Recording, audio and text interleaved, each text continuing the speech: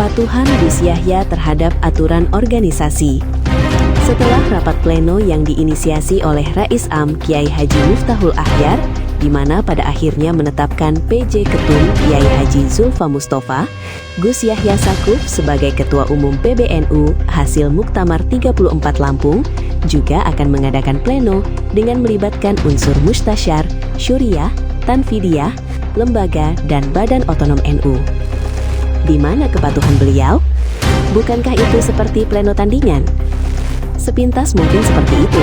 Namun pleno yang kemudian dilaksanakan pada 11 Desember 2025 di Kramat Raya Jakarta itu akhirnya diubah, bukan lagi menjadi rapat pleno. Kenapa pleno dibatalkan? Apakah tidak ada yang mau hadir? Jawabannya bukan itu. Baik Mustasyar, Syuriah, Tanfidiyah, lembaga, dan badan otonom sebenarnya tetap ada yang hadir.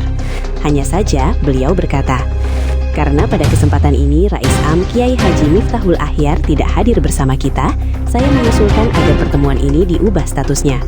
Sesuai ketentuan ART, rapat pleno harus dipimpin bersama Rais Am dan Ketua Umum. Jika salah satu tidak hadir, maka tidak dapat disebut rapat pleno yang memenuhi syarat. Demikian ujar Gus Yahya Saquf. Ia menambahkan bahwa forum tersebut lebih tepat disebut sebagai rapat koordinasi menyeluruh yang melibatkan seluruh unsur kepengurusan di PBNU.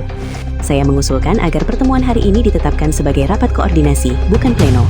Rapat ini diikuti seluruh unsur PBNU, mulai dari Mustasyar, Akhwan, Tanfidiyah, Syuriah, lembaga, hingga badan otonom. Demikian kata beliau. Apa yang disebut dengan rapat pleno? Rapat adalah suatu pertemuan yang dapat membuat keputusan dan ketetapan perkumpulan yang dilakukan pada masing-masing tingkat kepengurusan.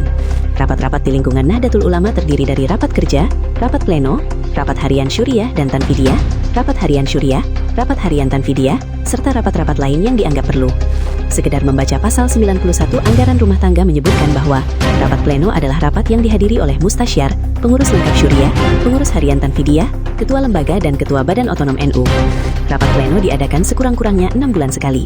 Rapat pleno membicarakan pelaksanaan program kerja. Selanjutnya dalam bab 6 Anggaran Rumah Tangga tentang susunan pengurus besar disebutkan pada pasal 23 bahwa pengurus pleno terdiri dari Mustasyar, pengurus lengkap Syuriah, pengurus lengkap Tanfidiyah, dan ketua umum badan otonom tingkat pusat. Hormati perbedaan, tegakkan dan perjuangkan jika memang itu yang benar. Yang terpenting niatnya baik, caranya baik, hasilnya baik, serta dampaknya juga baik, bukan memecah belah umat.